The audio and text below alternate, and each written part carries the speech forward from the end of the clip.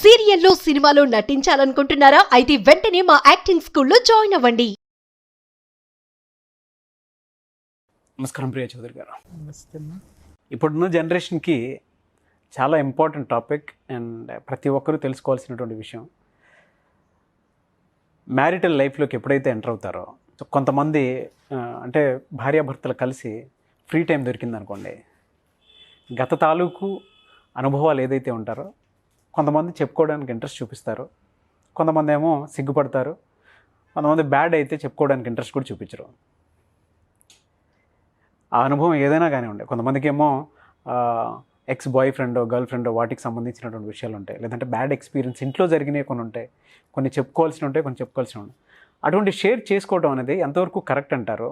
దానివల్ల వచ్చేటువంటి పరిణామాలు ఏంటి? ఒకవేళ ఫేస్ చేయాల్సి వస్తే దాన్ని ఏ విధంగా తీసుకొని చెప్పాలంటారు? కట్టే కొట్టే తెచ్చే రామాయణం అయిపోయింది. అయిపోయింది సార్. రాముడు వారధి కట్టాడు, రావణాసుడిని కొట్టాడు, సీతను తెచ్చాడు.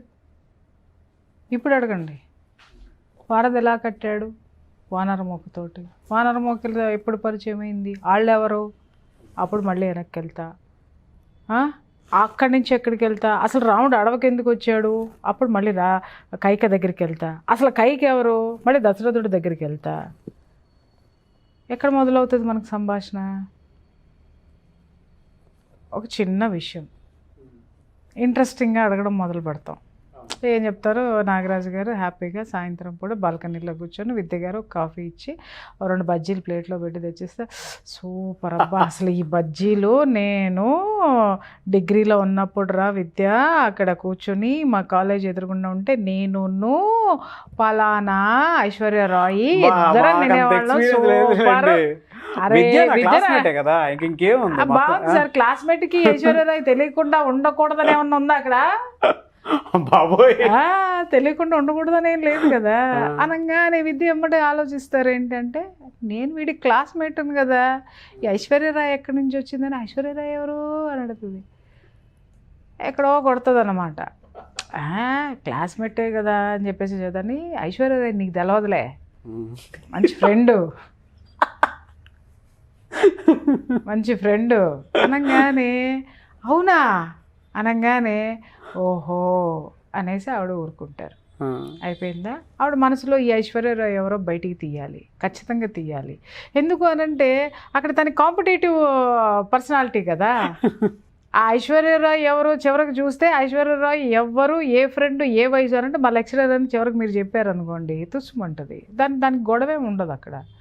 ఆ లెక్చరర్ కాకుండా మా ఇంటి పక్కన ఉండేదిలే, లేకపోతే మా అక్కాళ్ళ ఊరు వెళ్ళినప్పుడు ఉండేదిలే. మీ అక్కాళ్ళ ఊరికి విద్య రాదుగా, మీ ఊళ్ళో ఉన్న కాలేజీకి వచ్చింది కానీ మీ అక్కాళ్ళ ఊరికి రాలేదు కదా పాపం ఆవిడ. మరి అక్కాళ్ళ ఊర్లో ఉన్న ఫ్రెండ్ గురించి చెప్తే బుర్ర ఏమవుతుంది? బుర్రలో ఏం జరుగుతుంది సార్? జోరి పురుగు తొలుస్తానే ఉంటుంది కదా. అప్పుడు మీ అక్క దగ్గరికి వెళ్ళి కూర్చుంటుంది. వదినా మరి ఏంటి ఐశ్వర్యరాయ్ అంటే ఎవరున్నారు, వీడికి అంత సీన్ ఉందా అని అడిగింది అనుకోండి. ఆవిడ అబ్బా చెప్తుంది, అరే వాళ్ళిద్దరు పెళ్లి చేసుకోవాలనుకున్నారా అందనుకోండి. ఇంకా అనగానే స్టోరీ మొత్తం అక్కడ వస్తుంది. మీరు ఎక్కడ మొదలు పెట్టారు? బజ్జీలు బాగున్నాయి, అయిపోయిందిగా. అయిపోయింది. ఐశ్వర్యరాయ్ ఎందుకు వచ్చింది మధ్యలో అంటే ఆనందం మీకు బజ్జీలు చూడంగానే. అంటే అక్కడ ఏంటి, మీ భార్య దగ్గర మీరు మీ గొప్ప చెప్పుకుందామని చెప్పేసి అని గబాల్ని నోరు జారారు. ఓకే, అంతవరకు బాగానే ఉంది, ఎవరు అన్నంతవరకు బాగానే ఉంది. కానీ తను మీ లైఫ్లో ఏం జరిగింది అనేటటువంటి క్యూరియాసిటీ ఎప్పుడైతే మొదలవుతుందో మీ జీవితంలో ఉన్నాయి తరచి చూడడం అనేది మొదలవుతుంది.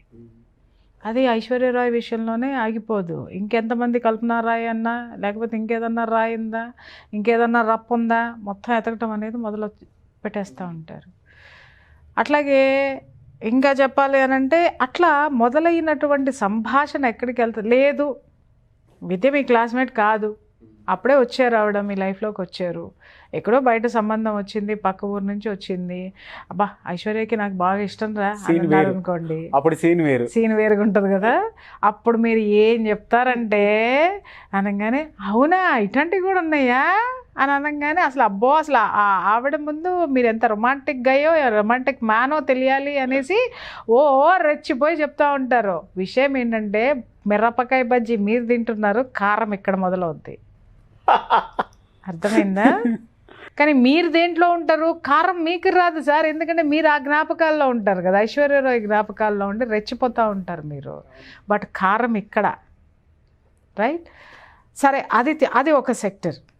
ఇంకొకటి ఏం జరుగుతుంది అని అంటే, అరే నేను అంతా ఓపెన్గా ఉండాలి నా భార్య దగ్గర, లేదా నా భర్త దగ్గర నేను మొత్తం ఓపెన్గా ఉండాలి అని చెప్పేసి అని పెళ్ళికి ముందో, పెళ్ళి అయిన తర్వాతో, లేకపోతే ఒక పిల్లాడు పుట్టిన తర్వాతనో, ఏమండి పలానా వెధవ వాడు ఒకడు నా ఎమ్మడి పడేవాడు, పెళ్లి చేసుకుంటానని వచ్చాడు, వాడు వెధవ చెప్తో కొట్టి పంపించేశాను అని ఎప్పుడన్నా వాడి పేరు ఎక్కడన్నా వినిపిస్తానో, లేకపోతే వాడి అలాంటి వ్యక్తులు ఎప్పుడైనా వచ్చినప్పుడు గబాల్ని మీరు ఒక మాట అన్నారు అని అనుకుందాము, ఓపెన్గా చెప్పాలి అని చెప్పేసి అని ఆవిడ చెప్పారను. అవునా, ఎన్నాళ్ళు ఎమ్మడబడ్డారు? ఎందుకంటే ఇక్కడేం జరుగుతుంది, లోపల నుంచి ఆ బుర్రలో ఆ పురుగు తొలుస్తూ ఉంటుంది. ఈ క్వశ్చన్ అడుగు, ఈ క్వశ్చన్ అడుగు, ఇంకా అడుగు, ఇంకేంటో అడుగు, ఇంకెంతమంది ఉన్నారు అడుగు అనగానే, అరే నేను ఓపెన్గా చెప్పాలి కదా, నేను ఓపెన్గా చెప్పేస్తున్నా, నేను అన్నీ చాలామంది కొంతమంది పిచ్చ ఆలోచనలో ఉంటారు. నేను క్లీన్, మిస్టర్ క్లీన్ అబ్బా, నేను మిస్సెస్ క్లీన్ అబ్బా, నేను మిస్ క్లీన్ అబ్బా, అంటే నేను ఏది దాచుకోనబ్బా, నాకు చేత కాదబ్బా అంటే అదేదో పెద్ద గొప్ప అనుకుంటారు. భారతరత్న అవార్డు ఇచ్చేస్తారు అవన్నీ చెప్పేస్తే అన్న భ్రమలో ఉంటారనమాట. కానీ అవి భవిష్యత్తులో ఎంత చేటు చేస్తాయంటే పార్ట్నర్ తోటి ఇద్దరి మధ్య ఎలాంటి పొరపచ్చాలు లేనంత వరకు కూడా ఇచ్చి పుచ్చుకోవటం అనేది చాలా బాగానే ఉంటుంది నాగరాజు గారు. వీళ్ళ దురదృష్టం కొద్దీ ఎక్కడన్నా ఒక చిన్న మిస్అండర్స్టాండ్ స్టార్ట్ అయిందంటే, భార్యాభర్తల్లో చూడండి, చిన్న విషయం దగ్గర మొదలై చిలికి చిలికి గాలివాన అంటాం మనం, అది ఎక్కడికో వెళ్తుంది. ఆ ఎక్కడికో వెళ్ళినటువంటి గాలివాన ఇక్కడ మొదలయ్యేది ఎందుకో, పిల్లోడు డైపర్ తీయలేదు, నీట్నెస్ తెలియదు అని మొదలుపెట్టినటువంటిది చివరికి డైవర్స్ వరకు వెళ్తుంది. ఆ డైవర్స్ ఈ డైపర్కి డైవర్స్కి మధ్యలో ఏముంటాయి చెప్పండి? ఏముంటాయంటే, మీరు మిర్చి బజ్జీల గురించి చెప్పారు కదా ఐశ్వర్యరాయ్, మీ ఐశ్వర్యరాయ్ ఉంటుంది దాంట్లో. ఈ పిల్ల చెప్పింది పలానా వాడిని చెప్పుతో కొట్టాననేటటువంటి వాడు ఉంటాడు. లేదు అని అంటే, ఏమండి బజార్లో వస్తూ ఉంటే ఆ వెతవ ఎవడంటే బైక్తో అక్కడ దాకా వచ్చాడండి, దరిద్రుడు చండాలుడు అనగానే వాడు ఉంటాడు దీంట్లో. ఎప్పుడైనా ఒక అమ్మాయి నీకు మెసేజ్ పెట్టింది, ఏమే ఇదిగో చూడవే ఏంటో నేను పెళ్ళయిందన్నా కూడా, నాకు పిల్లోడు ఉన్నాడన్నా కూడా, ఏంటో స్మార్ట్ సార్ అని పెట్టారు చూడు అని మీరు కాలు రగరేసుకుంటూ చూపించినాయని నేను చూసా, ఆడాళ్ళు ఆయనకి మెసేజ్లు పెట్టడం నేను చూసా అని చెప్పేసి అని వెళ్తూ ఉంటుంది. ఈ మధ్యలో మీరు ప్రేమగా ఉన్నప్పుడో, అండర్స్టాండింగ్లో ఉన్నప్పుడో, లేకపోతే ఎప్పుడున్నప్పుడో చెప్పుకున్నటువంటి ఈ విషయాలన్నీ కూడా ఎవరిని వాళ్ళు గొప్పగా ప్రూవ్ చేసుకోవడానికి, ఎదుటివాడిని ఎదవ కింద చూపించడానికి ఇవన్నీ కూడా ప్లస్లు అవుతాయి. ఇవన్నీ ప్లస్లు అవుతాయి, ఇవన్నీ బయటకు వస్తాయి. ఇవన్నీ ఎలా తయారవుతాయి అనంటే, ఒక దండగా, చెప్పుల దండ కింద తయారవుతుంది. మీరు మార్చుకున్నదేంటి? పూలదండలు. బట్ చివరికి పేర్చిందేంటి? చెప్పుల దండ. ఎక్కడొచ్చింది సార్ ఇది? ఏం అవసరం ఉంది సార్? మీ జీవితంలో జరిగిన చెత్తా చెదారము, లేదు మీ జీవితంలో జరిగిన అద్భుతమైన అనుభవాలు మీలో పెట్టుకోండి. ఎవరికి కావాలి అది? పెళ్ళానికి చెప్పేసి పెళ్ళాని దగ్గర రొమాంటిక్గా ఉండాలనో, లేకపోతే పెళ్ళాం ఎక్కడన్నా ఏదన్నా బాగాలేదు అని అంటే పెళ్ళాన్ని పించి చేయడానికో, లేకపోతే వేధించడానికో నువ్వు చెప్పావు. అలాగే భర్త దగ్గరకు వచ్చేసరికి నా వెంట అంతమంది పడ్డారు తెలుసా, నేనంటే ఎంతమంది అన్నారు తెలుసానో, లేకపోతే నీ జీవితంలో పొరపాటునో లేకపోతే గ్రహపాటునో జరిగినటువంటి ఏ సంఘటనలైనా సరే నువ్వు షేర్ చేసుకోకూడనివి ఏదైనా ఉన్నాయి అని అంటే, నేను మిస్టర్ క్లీన్గా ఉండాలని చెప్పేసి నీ భర్తకి తీసుకెళ్ళి నువ్వు చెప్పుకున్నావు అని అంటే, వాడు రేపొద్దున దాన్ని అడ్వాంటేజ్ తీసుకుంటాడు. మరి ఏవి షేర్ చేయాలి, ఏవి షేర్ చేయకూడదండి? కొట్టే తెచ్చే అబ్బా, ఇంకంతే. అంతే. ఏంటి రాముడు వరద కట్టాడబ్బా, రావణాసురుడు కొట్టాడు, చేతం తెచ్చేసుకున్నాడు. రాముడు వరద కట్టాడు నాకు తెలీదు, మా అమ్మమ్మ చెప్పింది చెప్పా. ఎట్ట యుద్ధం చేశాడు నాకు తెలీదు, రావణాసురుడు కొట్టాడనే తెలుసు నాకు, అదే చదువుకున్నాను నేను పుస్తకంలో, చెప్పాల్సి వస్తే అంతే. సీతను తెచ్చుకున్న తర్వాత ఏం చేశాడు నాకేం తెలుసు అయ్యా నాయన, నాకు అంత టైం ఎక్కడుంది? చర్చించుకోవాల్సిన ఏంటి? మీ భవిష్యత్తు. మాట్లాడుకోవాల్సిన ఏంటి? మీ గతంలో, మీ ఇద్దరి జీవితంలో. పెళ్ళైన కొత్తల్లో అలా బాగుంది కదా, అప్పుడు నువ్వు మంచి చీర కట్టుకున్నావు కదా, లేకపోతే పలానా డ్రెస్ వేసుకొని నాకు కనిపించావు కదా, ఇవి షేర్ చేసుకొని చావండి. ఇవి ప్లస్సులు అవుతాయి తప్ప నీ దిక్కుమాలిన గతం గురించి నువ్వు, ఆవిడ దిక్కుమాలిన గతం గురించి ఆవిడ, లేకపోతే ఇంకా మీ ఇద్దరి మధ్య ఏదో జరిగిందని మీ ఫ్రెండ్సు, ఇవన్నీ జారైటాలు ఎంక్వైరీలు చేసుకుంటాలు దేనికి వస్తాయి సార్? చివరికి డైపర్ నుంచి డైవర్స్ దాకా పోతాయి. నష్టపోయేది ఎవరు? 2 జీవితాలు. ఇంకా చివరికి ఇక్కడ లాభపడింది ఎవరు? డైవర్స్ ఇప్పించడానికి ప్రయత్నించినటువంటి లాయర్లు. 2 కుటుంబాలు నష్టపోయినాయి కదా, 2 వ్యక్తులు నష్టపోయారు కదా. దీనివల్ల ఏంటి? కొంతమంది ఇప్పుడు మీరు ఒక క్వశ్చన్ అడగచ్చు, ఏమని అనంటే అదేంటి మేడం జీవితాల్లో ఏదన్నా చెప్పి దాచిపెట్టేసేసి మాకు చెప్పకుండా మమ్మల్ని మోసం చేసి చేశారని, అలాంటివి ఏమన్నా మీరు సార్? ఒక్కటి, నిజంగానే మీ జీవితంలో అది జరిగిందని అనుకుందాం సార్, లేదా నా జీవితంలో జరిగిందని అనుకుందాం సార్. ఒక్కసారి కూర్చుని ఎనాలిసిస్ చేసుకోండి. జరిగినటువంటి సంఘటన అంత భరించరానిదా? జరిగినటువంటి సంఘటన మీ భవిష్యత్తుకి భరించలేనటువంటిదా? మీ బిడ్డలకి ఏమన్నా అది అడ్డుగోడా? దానివల్ల మీ ఇప్పుడున్న మీ సంసార జీవితం ఏదన్నా గాడి తప్పుతుందా? ఆలోచించండి. అసలు వీటికి ఏం సమాధానం లేదండి, సంబంధం లేదండి, అది జరిగిపోయింది. దాంట్లో మావిడ ప్రమేయం ఉన్నా రియలైజ్ అయింది, లేదు బయటపడింది, లేదు వదిలించుకుంది, లేదు నన్ను కావాలనుకుంది. స్వీకరించండి, స్వీకరించండి. మీరేం పెద్ద పత్తిత్తులేం కాదు కదా. ఎందుకంటే ఏ ఆడదానికైనా ఏ మగాడికైనా ఇప్పుడున్నటువంటి లైఫ్ పార్ట్నర్ వస్తుంది అనేది ఎవరికీ తెలియదు సార్. ఎవరు జీవిత భాగస్వామి అవుతారో ఎవరికీ తెలియదు.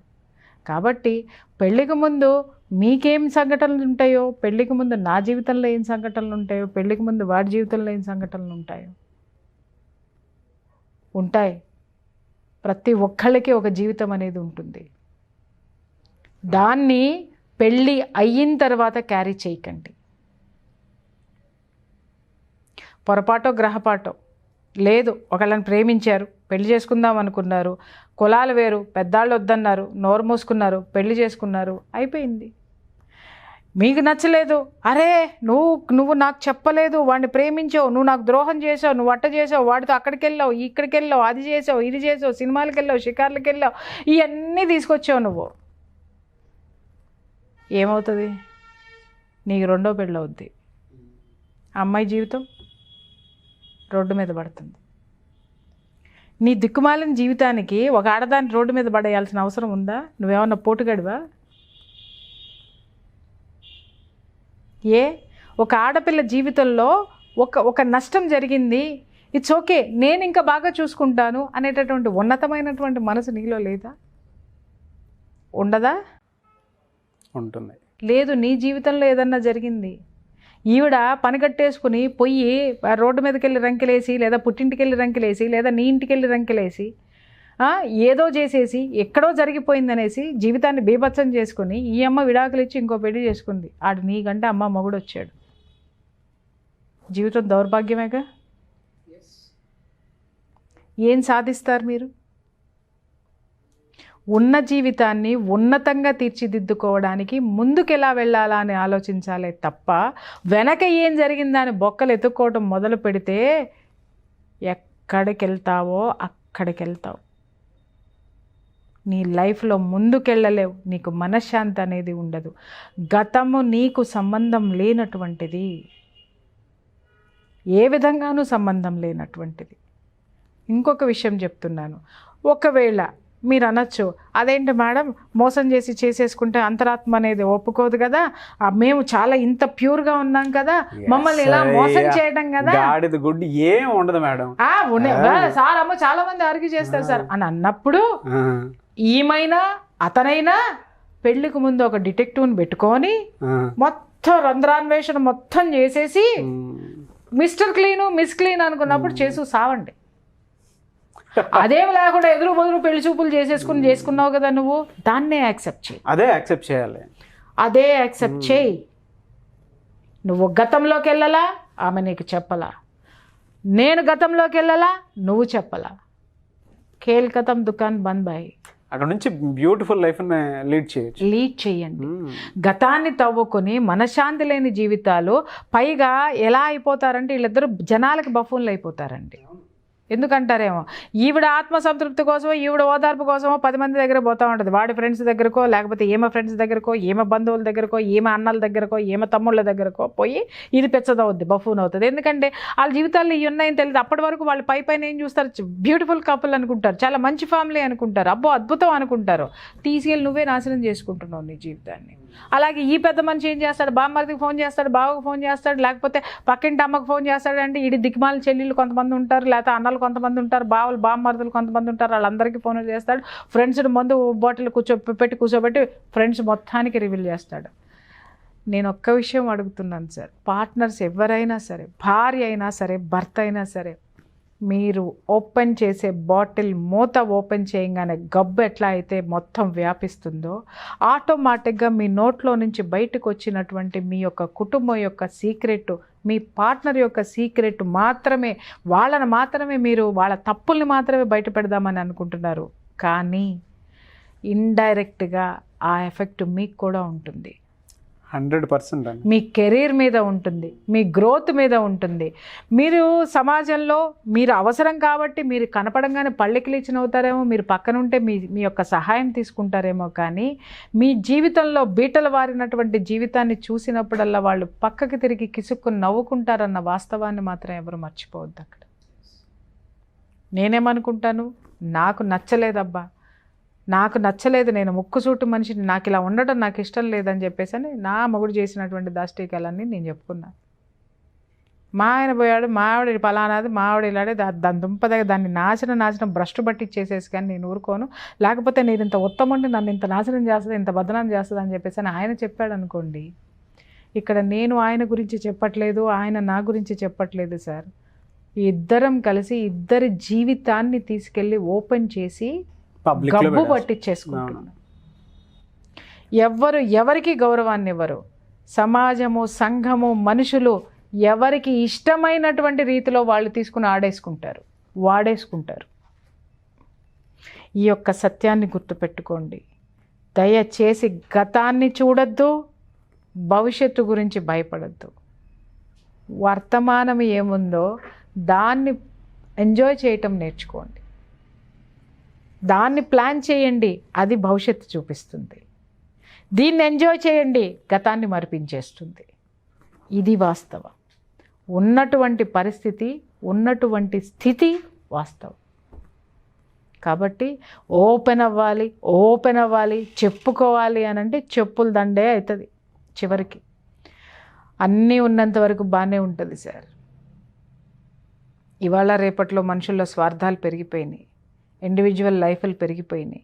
ఎవడికాడు ఈజీగా తుంచుకుని వెళ్ళిపోదామనుకునేటటువంటి ఇప్పుడున్నటువంటి ఈ బంధాలు చాలా జాగ్రత్తగా కాపాడుకోవాల్సినటువంటి అవసరం ఉంది. మీరనొచ్చు తప్పుడు పనులు చేసేసి నోరు మూసుకొని కూర్చొని దాచేసుకోవచ్చా అని. మాట్లాడినంత తేలిక కాదు సార్. సంసారాలని నిలబెట్టే ప్రయత్నం ఇక్కడ నేను చేస్తున్నా. తప్పులు అని మాట్లాడకండి, అది గతం. తప్పు అని మాట్లాడే రైట్ నీకు లేదు. అక్కడున్న పరిస్థితులు ఏ విధంగా ఉండేవో కూడా ఏ విధంగా ఉన్నాయో తెలియదు. ఎందుకంటే నువ్వేం సూపర్ హీరో కాదు, ఇలా వచ్చేసేసి కాపాడేస్తావు అనుకుంటారు. నువ్వు ఏడున్నావో ఎవడికి తెలుసు, నువ్వు ఎవడికి తెలుసు, ఎవరికి తెలియదు. కాబట్టి ఎవడి గతం మీద ఎవడికి హక్కు లేదు. ఎవడి గతాన్ని ఎత్తి చూపించేటటువంటి రైటు భార్యాభర్తల్లో ఎవరికి లేదు. సార్, మన రామాయణ భారతాలన్నీ ఏం చెప్తాయి సార్? ఆ సంఘటన ఎలా జరిగిందో దాన్ని యాజ్ ఇట్ ఈజ్గా తీసుకోవడమే మన యొక్క పురాణాలు చెప్తాయి. చాలామంది ఇష్టం వచ్చినట్టు మాట్లాడతారు. ద్రౌపదికి ఇంతమంది భర్తలా, లేకపోతే రామాయణంలో రాముడు సీతను అనుమానించాడా, ఇవన్నీ మాట్లాడతారు. నిజంగా వాటి కరెక్ట్ విశ్లేషణ చేసుకుంటూ వెళితే ఇప్పుడు మనం మాట్లాడుకున్నటువంటి ఈ పాయింట్స్ అన్నీ కూడా మనకు దాంట్లో కనపడతాయి. రాముడు సీతను అనుమానించాడు సార్. దేనికోసం అనుమానించాడు? ఆ రోజు సీత బాధపడింది. ఏమయ్యా, నేను సీతని, నీ భార్యని, నన్ను దూకమంటున్నావా, మంటల్లో దూకమంటున్నావా? నువ్వు ఒక మహారాజువి, నువ్వు ఒక శౌర్యుడివి, నువ్వు ఒక పరాక్రమవంతుడివి, నేను నీలో సగభాగాన్ని, లేదా నేను నీలో ఉన్నటువంటి ఆత్మని అని చెప్పేసి ఆవిడ ఒక తిరస్కారమైనటువంటి చూపు, జాలితో కూడినటువంటి చూపు, అలాగే అతన్ని పించి చేసేటటువంటి ఒక షార్ప్ చూపు చూస్తుంది ఆయన్ని. ఆయన ఏం మాట్లాడు, అలాగే నిశ్చలంగా ఉండి సీత కానీ అంటాడు. ఈ విషయము సీతాదేవి ఎప్పుడు గ్రహిస్తుంది అనంటే పట్టాభిషేకం జరిగిన తరువాత చాకలవాడు ఎప్పుడైతే ఆమెను అనుమానిస్తాడో ఆ రోజున గ్రహిస్తుంది. ఆ రోజున గ్రహిస్తుంది నా రాముడు ఆ రోజు ఎందుకు అగ్ని ప్రవేశం చేయమన్నాడు, తన కోసం కాదు లోకం కోసం. రాముడు ఎందుకు చేయమన్నాడు అనంటే అది గనక జరిగి ఉండకపోతే ప్రతి ఒక్కడూ కూడా ఈ సీతాదేవితోనే తన భార్యను పోలుస్తాడు. తన భార్య ఎంత ఉన్నతురాలో ప్రూవ్ చేయటం కోసము ఆయన ఆ సంఘటనని ఆ రోజు ఆ పరిస్థితుల్లో అది చేయడం జరిగింది. ఆమెను అడగడం జరిగింది, అగ్ని ప్రవేశం చెయ్యమని అడగడం జరిగింది. కానీ అన్ని జాగ్రత్తలు పడినా కూడా లోకం నమ్మలేదు సార్. ఏమో ఎవడు చూశాడు అని అంటాడు. అవును, అది జీవితం. ప్రాక్టికాలిటీ మన పురాణాలు చాలా చెప్తాయి. సో అక్కడ గతంలోకి వెళ్ళిపోయాడు రాముడు. ఏది అతను సీతాదేవిని అనుమానించాడు అనగానే గతంలోకి వెళ్ళిపోయి ఇమ్మీడియట్గా సీతాదేవిని తీసుకొని వెళ్ళిపోయి అడవుల్లో ఎందుకు పెడతాడు సార్? దేనికోసము అంటే ఇదే సీతాదేవిని నా భార్య, నేను కట్టుకున్నాను, నా ధర్మపత్ని, నేను ఉన్నంత వరకు ఉంటుంది, నా ప్రాణము నేను విడవను అని వేదమంత్రాల సాక్షిగా నేను ప్రమాణం చేశాను అని చెప్పేసి ఆమెను కనుక ఆయనతో పాటు ఉంచుకొని ఉండి ఉన్నట్టయితే ఈరోజు సీతమ్మ గొప్పతనం గురించి మనం మాట్లాడే వాళ్ళం కాదు, రామాయణం గురించి మనం మాట్లాడుకునే వాళ్ళం కాదు. ఎందుకు అంటే ఆమె అదే అంతఃపురంలో ఉన్నట్టయితే ఆ రాజ్యం మొత్తం సీతమ్మ యొక్క గుణగణాల గురించి అతని చాకలివాడు ఏం మాట్లాడాడో మిగిలిన వాళ్ళందరూ అదే మాట్లాడేవాళ్ళు. మాట అనుమానం అనేది ఆ యొక్క పదము ఆ అవమానకరమైనటువంటి పదాలు మనసులో నుంచి బయటికి నోట్లో నుంచి ఒకళ్ళ నోట్లో నుంచి బయటకు వచ్చినాయి అంటే ఎంతసేపు సార్? నెగిటివ్ అనేది మనిషి ఎంతలో తీసేసుకుంటారు. Negative it is just like a magnet అండి. టక్కున ఆకర్షించేస్తుంది 10 మందిని. ఎమ్మటే ఆమెని నిండు గర్భవతి ఆ సిచ్యుయేషన్లో ఆవిడ మానసికమైనటువంటి ఆ బాధలు పడకూడదని చెప్పేసి ఆయన తరలించేశాడు అక్కడి నుంచి. క్షోభ ఆయన పడ్డాడు, పడలేదా? మరి ఆయన పంపించేసిన తర్వాత అప్పుడు బహుభార్యత్వం ఉంది, బట్ ఆయన ఇంకో పెళ్లి చేసుకోవాలి కదా, చేసుకోలేదే. ఆమె ఎక్కడ ఎంత ఒంటరితనం అనుభవించిందో ఈయన కూడా అదే ఒంటరితనాన్ని ఈయన అనుభవించలేదా? రాముడి కంటే గొప్పవాళ్ళు అయ్యా వీళ్ళు? చెప్పండి. రాముడు మాట్లాడితే సినిమాలో డైలాగులు రాస్తారు, ఆ రైటర్ని చెప్పుతో కొట్టాలనిపిస్తుంది నాకైతే. రాముడు అనుమానించలేదా సీతని, రామాయణంలో సీత అనుమానించబడింది అని చెప్పేసి అని. ఒరే నాయన, రాముడు అనుమానించలేదురా. అనుమానించే జనాలకి ఆయన చెప్పాడు ఏంటి అనేది. ఆ సీతను ప్రొటెక్ట్ చేసుకున్నాడు ఆయన. అది గమనించాలి మనం ఇక్కడ. ఈజీగా ఈ మధ్య చాలామంది జనాలకి ఏందో సార్ రాముడి యొక్క క్యారెక్టర్ని చాలా ఈజీగా తీసి పడేసేసి చాలా తేలిగ్గా మాట్లాడడం అనేది నేర్చుకున్నారు. చాలా పొరపాటు. రామాయణం చదివారా అసలు ఎవరైనా?